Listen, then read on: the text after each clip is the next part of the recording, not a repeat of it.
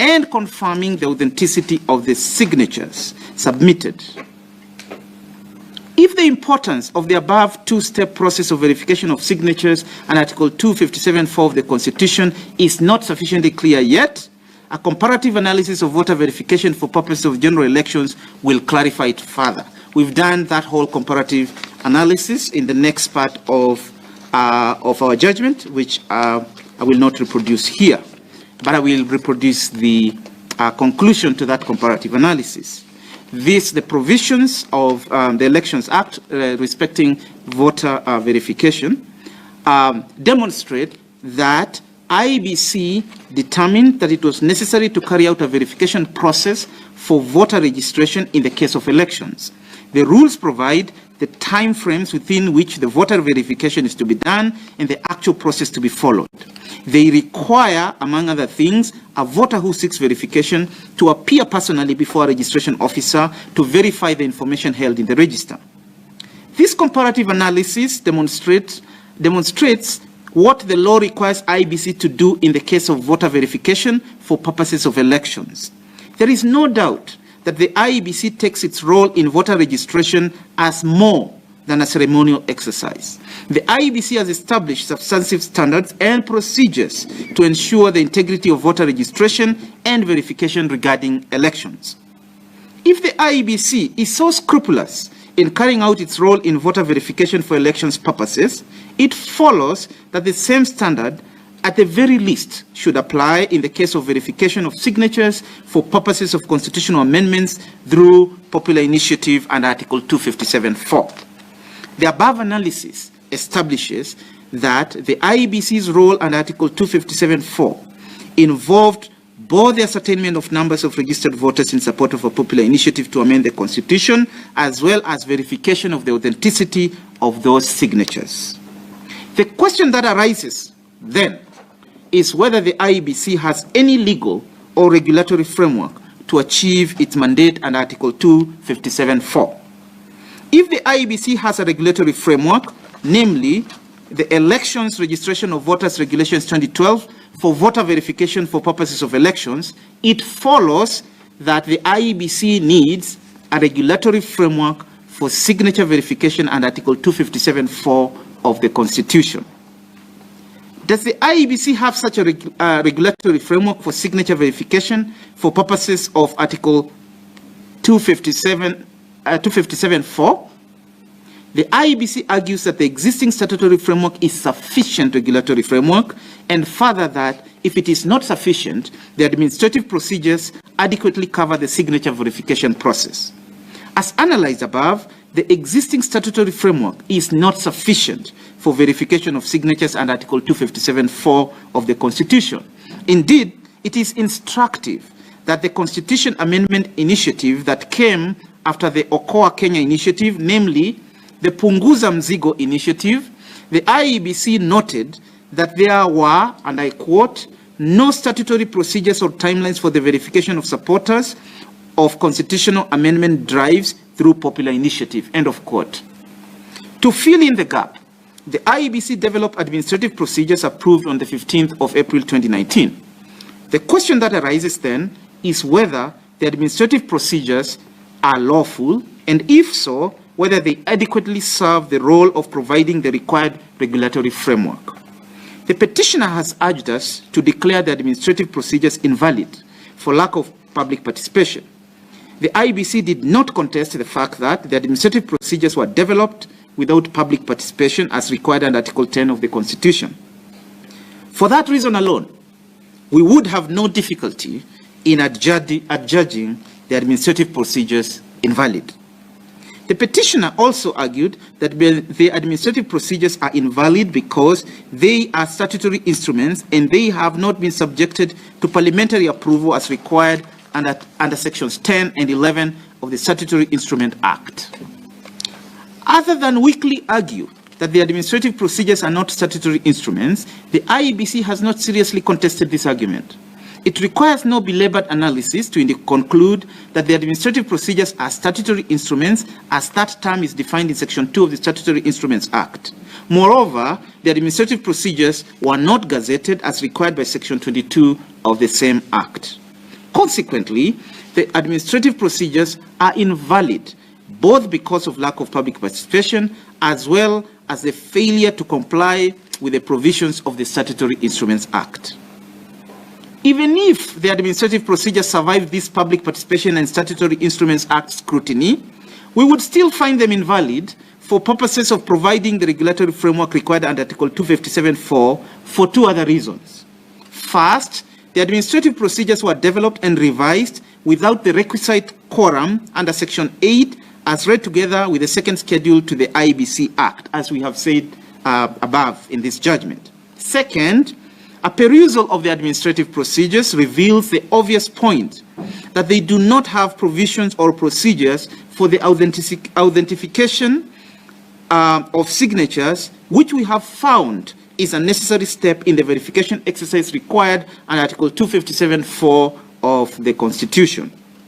In addition, even if the administrative procedures had been valid, there is clear evidence that the IEBC did not comply with them. For instance, the IEBC published the list on its website on Thursday, 21st January 2021. Members of the public had up to Monday, 25th January 2021 to read the list and raise any issues they had with the list.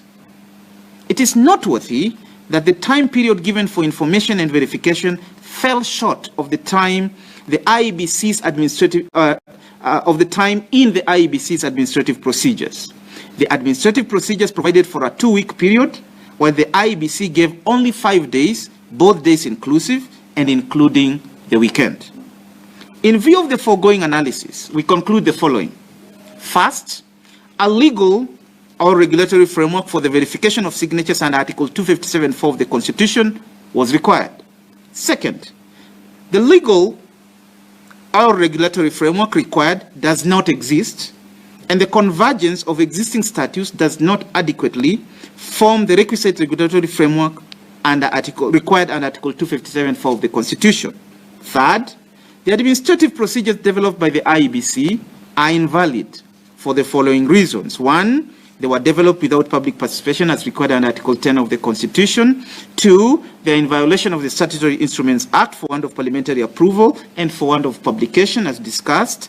And three, they were developed without quorum. Fourth, even if the administrative procedures had been valid, in the present case, the IEBC violated them. Next, we'll briefly consider the requirement for nationwide voter registration before any proposed referendum. The petitioner in petition number E416 of 2020 argued that every person has a right to make political choices and voter registration should supersede constitutional amendment process through a referendum. In his view, the IEBC cannot conduct a referendum before conducting nationwide voter registration. The IEBC contended that no one will be disenfranchised if the proposed referendum was held. According to the IEBC, voter registration did not stop in 2017. The IEBC maintained that in fulfillment of its obligations under the Constitution and the law, it undertakes continuous voter registration and updating of registered voters, which ended just before the Bbi by-elections in 2018 with 108,000 more registered voters. Article 38 of the Constitution guarantees every citizen political rights, including the right to free, fair, and regular elections based on universal suffrage and the free expression of the will of the elector. Every adult citizen has the right to be registered as a voter without unreasonable restriction and to vote in an election or referendum. Article 88 establishes the IEBC, while sub-article 4 of that article confers on it the mandate to conduct referenda and elections, conduct continuous voter registration, and regular revision of the voters' roll. This role is also found in the IEBC Act. Section 4 of that Act requires continuous registration of voters and revision of voters' roll. Similarly, Section 5 of the Election Act requires the IEBC to carry out voter registration and revision of the register of voters at all times except for a stipulated time just before the elections.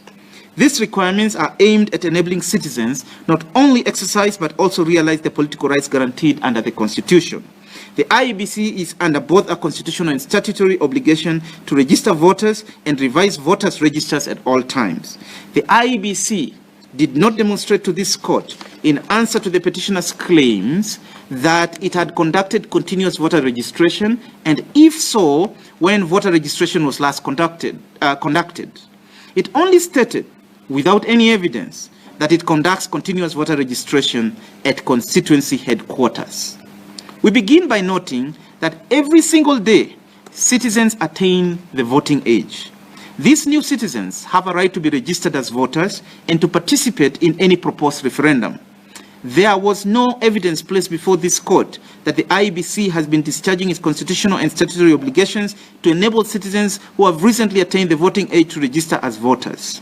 The IEBC also stated that the last time the voter register was revised was just before the Bbi by-election.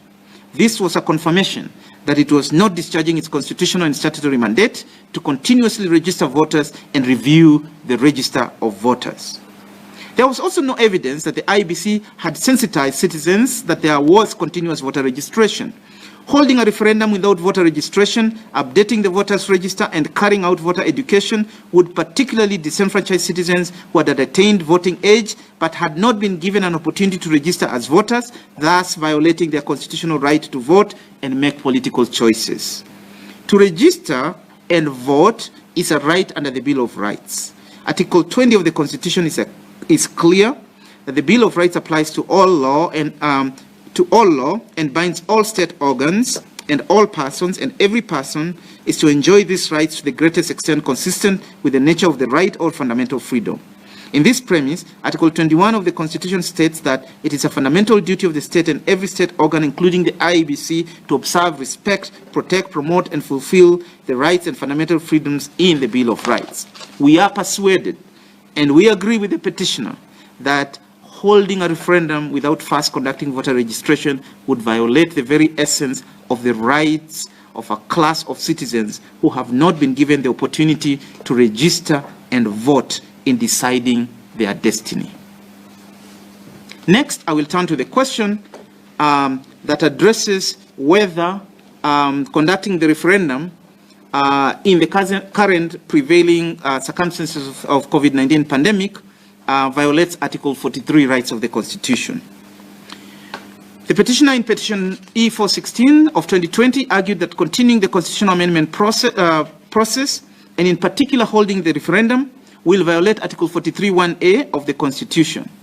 It is this petitioner's arguments that the country, and indeed the world, is going through an unprecedented COVID-19 pandemic, which requires resources to combat. He argued that continuing with the constitutional amendment process will not only lead to the spread of the disease, but will also use much-needed resources for the referendum, thus deny the people realization of their right to the highest attainable standard of health guaranteed under Article 43(1)(a) of the Constitution.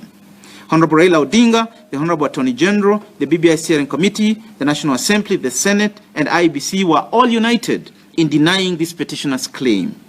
They maintained that the petitioner did not specifically plead and adduce evidence to support his arguments, and therefore the prayer should be denied. Article 43 of the Constitution guarantees every person the right to the highest attainable standard of health, which includes the right to health care services and reproductive health. At sub-article 3, it obligates the state to provide appropriate social security to persons who are unable to support themselves and their dependents. The right to health is not the same as the right to be healthy. The right to health means the right to enjoy a variety of goods, services, and conditions that are necessary to one's well-being. It is usually based on government's programs and goals that are realized for a long-term basis, usually dependent on availability of resources. From the constitutional standpoint, a country's difficult financial situation will not absolve it from taking key steps towards realization of this right for its citizens. The argument put forward by the petitioner, as we understand it, is that conducting a referendum now will provide an environment for the spread of the coronavirus, and therefore this court should stop the government from conducting such a referendum until the pandemic is over. He also argues that the resources that are to be used for the referendum should be channeled towards fighting the pandemic. We've anxiously considered the argument by the petitioner and those by the respondents. The issue raised by the petitioner, though novel, was not properly supported by sufficient evidence. Without such evidence to support the alleged threatened violations of the right to health, we are unable to make the findings the petitioner craves. We find it necessary to remind the petitioner and other public-spirited litigants who are keen to enforce socio-economic rights enshrined in Article 43 of the Constitution what this court, differently constituted, stated in William Ramogi and 3 others versus the Attorney General. We must emphasize, I'm quoting that court, the importance of adherence to the rules of evidence, both in terms of presentation, authenticity and foundation, and quality of evidence, that is credibility and probative value required to establish violations of fundamental rights and freedoms, especially in public interest or strategic litigation. The rules of evidence apply with equal force to this species of litigation as they do in run-of-the-mill litigation. This is especially true for cases where claimed violations are most appropriately proved by empirical evidence. Such evidence and data are often generated by experts and must be presented in adherence with the rules on presentation of expert evidence. Of course, reliance on empirical data does not detract from the need in appropriate cases to present direct evidence of the lived realities of the affected people on whose behalf the public interest litigation has been filed. We need not say more on this issue. The last issue we were asked to address in these consolidated petitions before we make our conclusions is on the alleged parliamentary infirmity arising from the Chief Justice's advisory for the dissolution of Parliament. The petitioner in E416 made the argument that this court should compel the President to dissolve the National Assembly and Senate following the advice of the Chief Justice dated 21st of September 2020, and further find that the two houses cannot receive and act on the BBI's constitutional amendment bill as they stand to be dissolved as advised by the Chief Justice under Article 261(7) of the Constitution. The issue of whether or not the President should dissolve the National Assembly and the Senate is live in Milimani High Court Petition number 302 of 2020, and the parties are Third Way Alliance for the Speaker of the National Assembly and another, which has been consolidated with Judicial Review Case number 1108 of 2020, as well as Petition number E291 of 2020 and E300 of 2020. All those are currently pending before another bench of this court. The prayers the petitioner seeks in prayers H and I in their petition E416 of 2020 are subject in those consolidated petitions. In that regard, the petitioner may apply to join those petitions and urge its reliefs jointly with the petitioners in those petitions. We decline the invitation to deal with these issues in these consolidated petitions. And now, our council, ladies and gentlemen, Kenyans who are listening, this is the time to sit up. We are going to read our conclusions and findings. For those of you who are interested in getting what they call the plain English version of, or the summary of the decision, when you finally receive this long judgment later tonight, you can please go straight to paragraph 743, which I will now read, because it summarizes all our findings. And thereafter, I will read the orders that we have made. Having considered all the issues before us in these consolidated petitions, we have made inter alia the following conclusions. 1. The text, structure, history, and context of the Constitution of Kenya 2010, all read and interpreted using the canon of interpretive principles decreed by our Constitution, yield the conclusion that the basic structure doctrine is applicable in Kenya. 2, as applied in Kenya, the basic structure doctrine protects certain fundamental aspects of the Kenyan Constitution from amendment through the use of either secondary constituent power or constituted power. 3, the essential features of the Constitution forming the basic structure can only be altered or modified by the people using their sovereign primary constituent power and not merely through a referendum. 4, from a holistic reading of the Constitution, its history, and the context of the making of the Constitution, the basic structure of the Constitution consists of the foundational structure of the Constitution as provided in the preamble, the 18 chapters, and the 6 schedules of the Constitution. It also includes the specific substantive areas Kenyans thought were important enough to pronounce themselves through constitutional entrenchment, including the provisions on land and environment, leadership and integrity, public finance, and national security. 5, the basic structure doctrine protects the core edifice, foundational structure and values of the Constitution, but leaves open certain provisions of the Constitution as amendable through the procedures outlined in Articles 255, 256, and 257 of the Constitution, in as long as they do not change the basic structure. 6, there are certain provisions in the Constitution which are insulated from any amendment at all because they are deemed to express categorical core values. These provisions are, therefore, unamendable and cannot be changed through the exercise of secondary constituent power or constituted power. 7, the sovereign primary constituent power is only exercisable by the people after 4 sequential processes, namely civic education, public participation and collation of views, constituent assembly debate, and ultimately a referendum. 8, the power to amend the Constitution through the popular initiative route under Article 257 of the Constitution is reserved for the private citizen, for Wanjiko only. Neither the President nor any state organ is permitted under our Constitution to initiate constitutional amendments using the popular initiative route.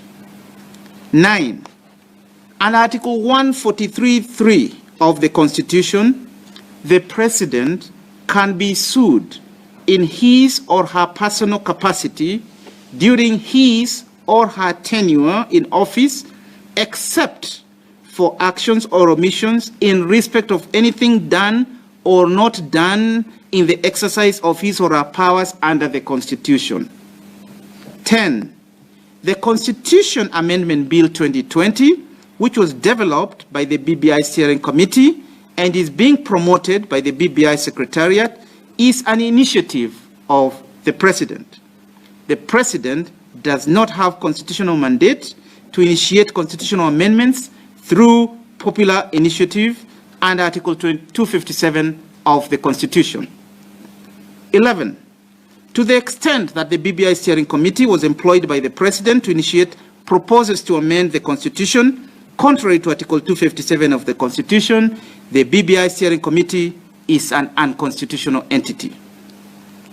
12, additionally, the BBI Steering Committee is unlawful because the President violated the provisions of Article 132, sub-Article 4A of the Constitution in its establishment.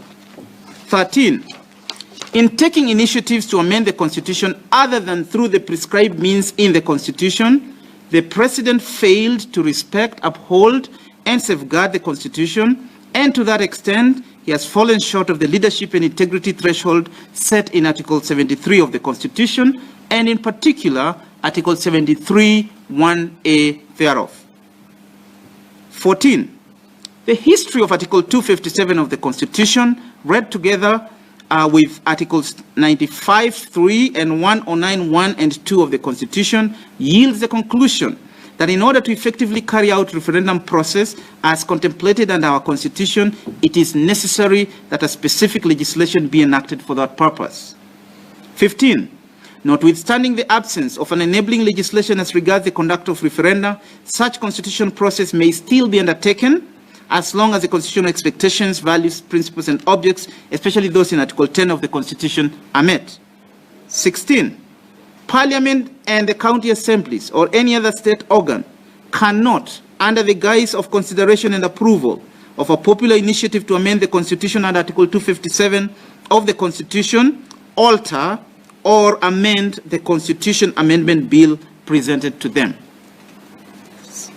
17, Article 255, sub-Article 1 of the Constitution yields the conclusion that each of the proposed amendment clauses ought to be presented as a separate referendum question. 18, Article 89(1) of the Constitution, which provides for the exact number of constituencies, while being part of the basic structure of the Constitution, is not an eternity clause. It can be amended by reducing or increasing the number of constituencies by duly following and perfecting the amendment procedures outlined in Article 255 to 257 of the Constitution. 19. The criteria and procedure for delimitation and apportionment of constituencies set out in Articles 89.4, 89.5, 89.6, 89.7, 89.10, and 89.12 are unamendable constitutional provisions. In other words, they are eternity clauses, and they can only be amended by the exercise of primary constituent power. 20. It is unconstitutional for a constitution amendment bill to directly allocate and apportion constituencies in contravention of Article 89 of the Constitution. 21. The Independent Electoral and Boundaries Commission cannot conduct any proposed referendum because 1. It has no quorum. The quorum for the conduct of business by the IEBC is 5 commissioners, period. 2. The IEBC has not carried out nationwide voter registration. 3. The IEBC has no legal or regulatory framework for the verification of signatures as required by Articles 257(4) of the Constitution. And lastly, in view of what we just said about the IEBC, all the actions taken by the IEBC with respect to the Constitution Amendment Bill 2020 are null and void. And now, our disposition, the orders that we will give in the consolidated petitions. The orders which recommend themselves, which we hereby grant, are the following. 1. A declaration hereby issues 1. That the basic structure doctrine is applicable in Kenya. 2. That the basic structure doctrine limits the amendment power set out in Articles 255 to 257 of the Constitution. In particular, the basic structure doctrine limits the power to amend the basic structure of the Constitution and eternity clauses. 3. We declare that the basic structure of the Constitution and eternity clauses can only be amended through the primary constituent power, which must include 4 sequential processes, namely civic education, public participation and collection of views, constituent assembly debate, and ultimately a referendum. 2. A declaration is hereby made that civil court proceedings can be instituted against the President or a person performing the functions of the office of the President during their tenure of office in respect of anything done or not done contrary to the Constitution. 3. A declaration is hereby made that the President does not have authority under the Constitution to initiate changes to the Constitution, and that a constitutional amendment can only be initiated by Parliament through a parliamentary initiative and Article 256, or through a popular initiative and Article 257 of the Constitution. 4.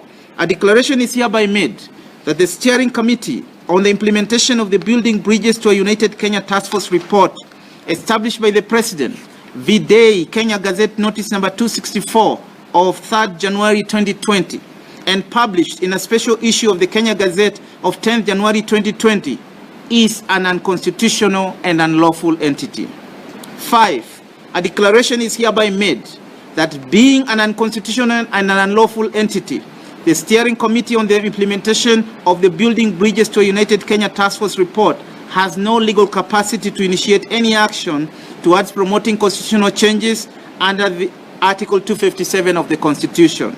6. A declaration is hereby made that the entire BBI process culminating with the launch of the Constitution of Kenya Amendment Bill 2020 was done unconstitutionally and in usurpation of the people's exercise of sovereign power.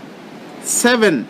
A declaration is hereby made that Mr. Uhuru Muigai Kenyatta has contravened Chapter 6 of the Constitution, and specifically Article 73, Sub-Article 1, Sub-Article A, Sub-Article 1, by initiating and promoting a constitutional change process contrary to the provisions of the Constitution on amendment of the Constitution. 8. A declaration is hereby made that the entire unconstitutional change process promoted by the Steering Committee on the implementation of the Building Bridges to a United Kenya Task Force report is unconstitutional, null, and void. 9. A declaration is hereby made that the Constitution Amendment Bill 2020 cannot be subjected to a referendum before the IEBC carries out nationwide registration exercise. 10.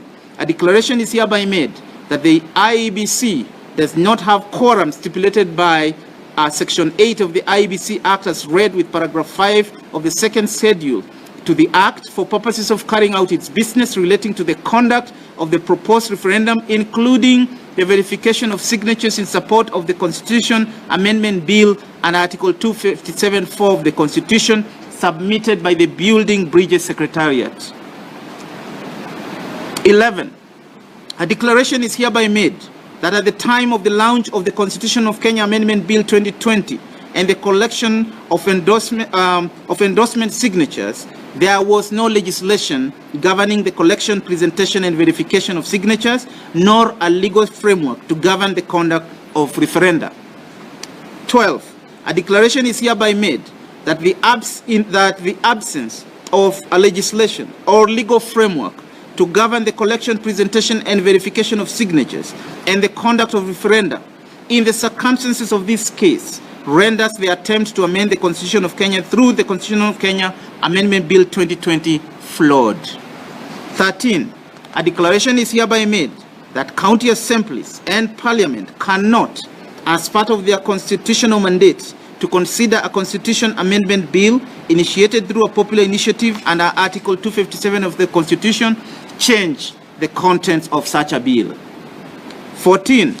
A declaration be and is hereby made that the second schedule to the Constitution of Kenya Amendment Bill 2020, insofar as it purports to predetermine the allocation of 70 constituencies, is unconstitutional. 15. A declaration be and is hereby made that the second schedule to the Constitution of Kenya Amendment Bill 2020, insofar as it purports to direct the IEBC on its functions of constituency delimitation, is unconstitutional. 16.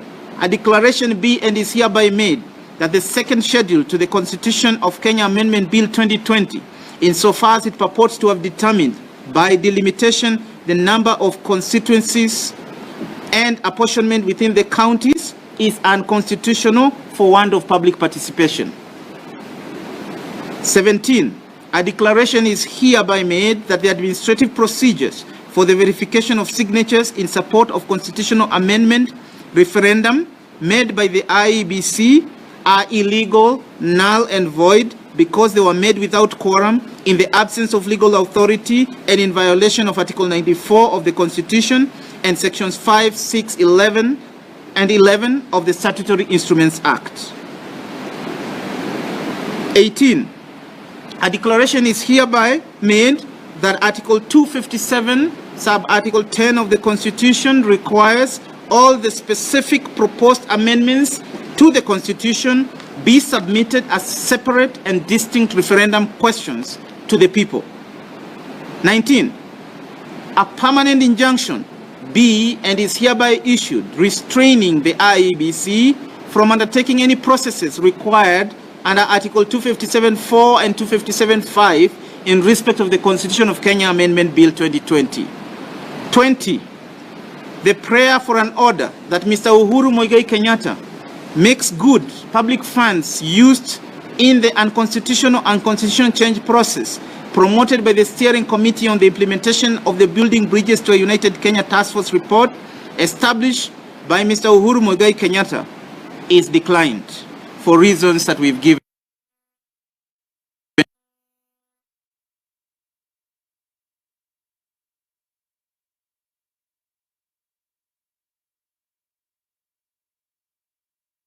Constitutional change process promoted by the Steering Committee, by the BBI Steering Committee, make good the said funds is also declined for the reasons we have given in our judgment. 22. The rest of the reliefs in the consolidated petitions, which we have not specifically granted above, are deemed to have been declined. And lastly, this being a public interest matter, parties shall bear their own costs. But before concluding, we take this opportunity as a bench. This is for on behalf of are my four colleagues. We wish to express our sincere appreciation to the Council and parties who appeared in these consolidated petitions for their well-prepared pleadings and their well-researched arguments and submissions. If we have not referred to any part of the submissions made or decisions referred to us, it is not out of lack of appreciation for their industry. That is the end of our judgment.